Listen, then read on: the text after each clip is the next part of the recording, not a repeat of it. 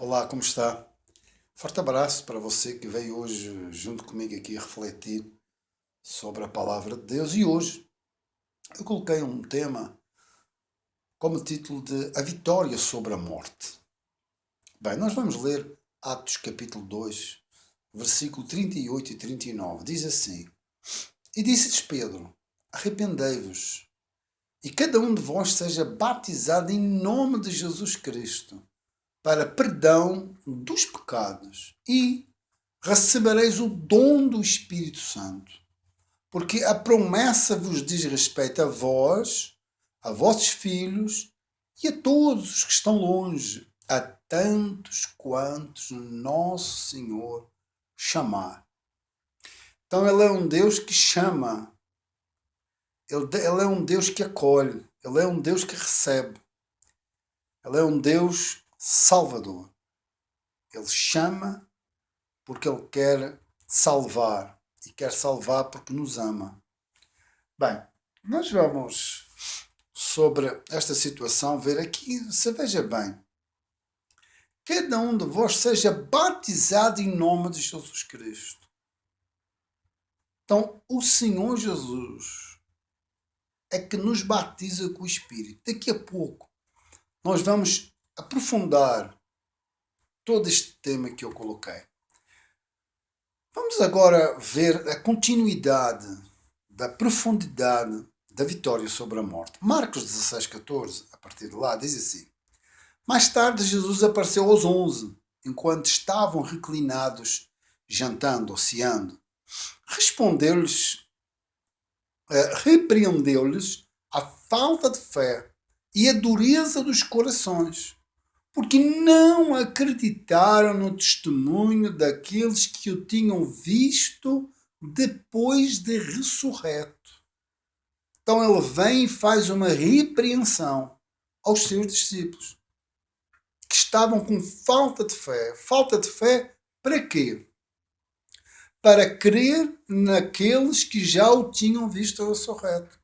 A confirmação da vitória sobre a morte. E no versículo 15 diz: lhes ordenou, agora dá uma ordem. Primeiro repreende, agora ordena. Enquanto estiveres indo pelo mundo inteiro, proclamai o Evangelho a toda a criatura. Ou seja, o Evangelho das boas novas da salvação. Vocês que não esqueçam esta repreensão por falta de fé. É por causa de pregar este anúncio. É anunciar a minha morte, mas a minha ressurreição.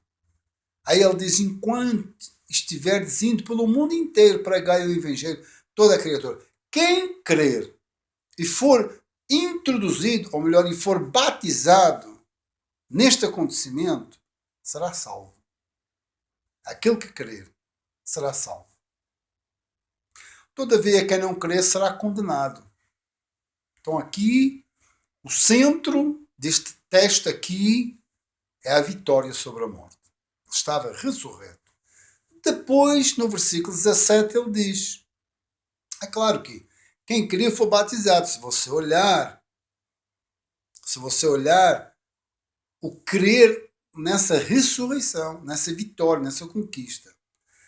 Aí depois, versículo 17: E estes sinais acompanharão os que crerem. Agora ele diz que na companhia do centro desta forma de crer, vai acompanhar sinais.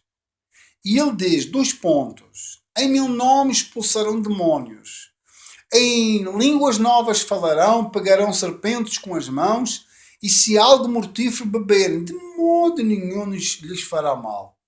Sobre os enfermos imporão as mãos, e eles serão curados. Ou seja, estes sinais é uma consequência da fé no Evangelho da salvação.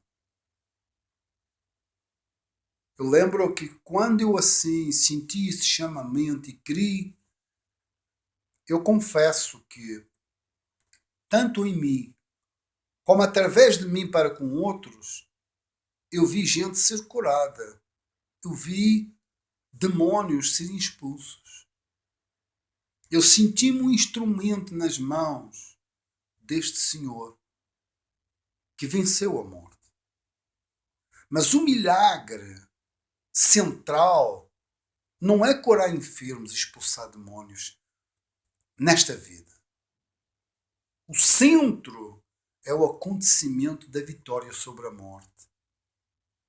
Querendo assim, se focando nessa crença triunfal da cruz e do túmulo para a ressurreição, então os sinais acontecem. As bênçãos chegam. A vitória acontece. Mas é uma consequência da fé. Porque Jesus repreendeu-os a falta de fé. Mas não foi para fazer nada disto. Não foi para fazer sinais, não. Foi para crer que ele já estava ressurreto. Que ele já tinha vencido a morte. Nunca esqueça isso. O Paulo dizia lá em 1 Coríntios 15, 55, ele diz assim, veja bem. Onde está, ó morte, a tua vitória? Onde está, ó morte, o teu aguilhão? Porque o aguilhão da morte é o pecado. E o poder do pecado é a lei. Contudo, graças a Deus que nos dá a vitória por intermédio de nosso Senhor Jesus Cristo. Não é uma vitória sobre a morte. Não é uma vitória para me dar bênçãos como objetivo principal. Não. Bênçãos, sinais e milagres vêm na companhia da forma certa de crer. Se você crê no Evangelho, se você crê que Jesus venceu a morte no meu e no seu lugar, e em si você está sendo atraído por esta chamada, a todos quantos ele chamar, dizia Pedro, ele chama para crer no Evangelho, numa glória tão profunda como estas. O acontecimento da morte e da ressurreição de Jesus em nosso lugar, crendo, faz o Espírito Santo produzir em nós, no nosso dia a dia, frutos de arrependimento. Lembra de João Batista, em Mateus 3,8, falando com os fariseus e saduceus? Ele diz, produzi sim frutos que mostrem vosso arrependimento. Ou seja, olhe para o lugar certo, como ele dizia, eis o Cordeiro de Deus que tira o pecado do mundo. Ele apontava para Jesus, ele estendia o caminho certo para crer. E agora eu vou ler algo para si, nós vamos aprofundar agora algo que é muito, muito, muito, muito elucidativo, do cuidado especial que nós temos de crer. Veja, o João diz assim, eu em verdade vos batizo com água para arrependimento, mas depois de mim vem alguém mais poderoso do que eu, tanto que não sou digno nem de levar as suas sandálias. Ele vos batizará com o Espírito Santo e o fogo. Agora vamos fazer a pergunta a esta afirmação de João, olhando para o ladrão na cruz. Porque ele estava dizendo que aquele simbolismo de introduzir na água era introduzir no caminho de Jesus. Lembra do primeiro milagre do Senhor Jesus? Aquelas talhas que ele mandou encher de água, que eram talhas das purificações. E ele mudou esse acontecimento da água para o vinho, da água para o sangue, como do seu interior na cruz, quando um dos guardas enfiou uma lança, saiu água misturada com sangue. É a água que ele dizia, quem tem sede, venha a mim e beba. Água da verdade, do sentido por qual eu existo. O sentido daquele que me justifica, daquele que me dá razão de viver e de me explicar toda a minha existência e porquê que tudo existe. Aquele ladrão, ele não tinha água, nem tinha oportunidade de dar mergulho nenhum em água. Mas ele creu no coração, olhando para o Evangelho. Ele olhando para o Salvador, Ele creu que a morte ia ser triunfada e que ali estava um rei, que tinha um reino capaz de o transportar, inaugurando o paraíso. Sabe, um dia deste eu estava pensando que se o Adão não tivesse perdido no jardim do Éden, Jesus não teria necessidade de chorar no jardim do Getsemane. Nunca esqueça isso, amigo, amiga. É um amor tão profundo que este Senhor e Salvador Jesus Cristo nos transmite, que o nosso coração transborda de uma profundidade, de uma visão espiritual tremenda. O ladrão creu e entrou na glória. Agora, sim, para darmos o final, vamos a Mateus 7:21. O cuidado que o Senhor Jesus nos alerta e mostrando que o centro da nossa fé não são sinais nem milagres, mas sim crer no Evangelho, crer na vitória sobre a morte. Você quer ver? Olha o que ele diz, Mateus 7:21. Nem todo aquele que diz a mim, Senhor, Senhor, entrará no reino dos céus, mas somente o que faz a vontade de meu Pai, que está nos céus. Então não adianta, Senhor, eu te amo, aleluia, oh glória, Senhor. Não, não, não, não. Faça a vontade do Pai. E aí, no interior do quarto, no alto do monte, dentro do templo, fora do templo, aí você então fala com ele no sentido de querer fazer a sua vontade e não pronunciar, como apenas pelo meu declarar, que eu vou impressioná-lo. Aí ele diz assim, veja bem no versículo 22, muitos dirão a mim naquele dia, quer dizer, naquele dia do juízo final, no último dia, para entrar nas bodas do Cordeiro, na festa e no banquete da salvação, muitos dirão-me naquele dia, Senhor, Senhor, não temos nós profetizado em Teu nome? E em Teu nome expulsamos demónios? E em Teu nome não realizamos muitos milagres? Ou seja, era profetizar para tudo o que era lado, era demónios a ser expulsos para tudo o que era canto, era muitos milagres e testemunhos a ser ditos. Então lhes declararei, nunca os conheci. Afastai-vos da minha presença, vós, que praticais o mal.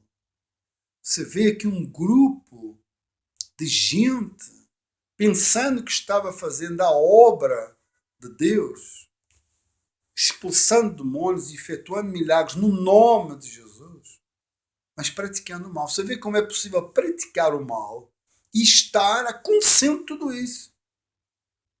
Eu lembro no princípio, eu pensava que para isso, que para esse acontecimento, expulsar demônios, curar enfermos, enfim, operar sinais e milagres, que a pessoa tinha que se tornar uma pessoa muito santa, mas a fé não tem nada a ver com isso. Você vê pessoas a praticar o mal, mesmo assim realizando muitos milagres e expulsando demônios, e Jesus dizendo, nunca os conheci. Afastai-vos da minha presença, vós que praticais o mal. Amigo, amiga, cuidado de como você tem colocado a sua fé. Se verdadeiramente está no Evangelho, está na vitória sobre a morte. Agora sim, para terminar mesmo em João 10:41, diz assim, que muitos vinham até Jesus exaltando. 2 pontos. Exaltando o quê? Dizendo assim, João não realizou nenhum sinal.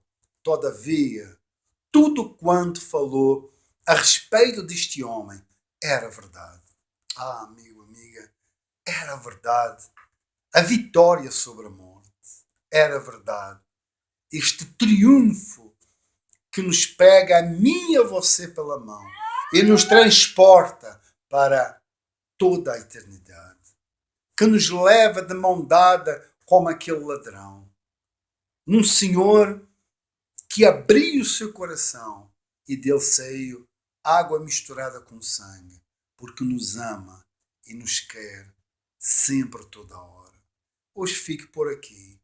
O João não realizou nenhum milagre, nenhum sinal, mas fez a mensagem correta de quem era aquele do qual nós devemos abraçar através da fé e a obra e o amor que ele nos teve, nos tem e terá eternamente.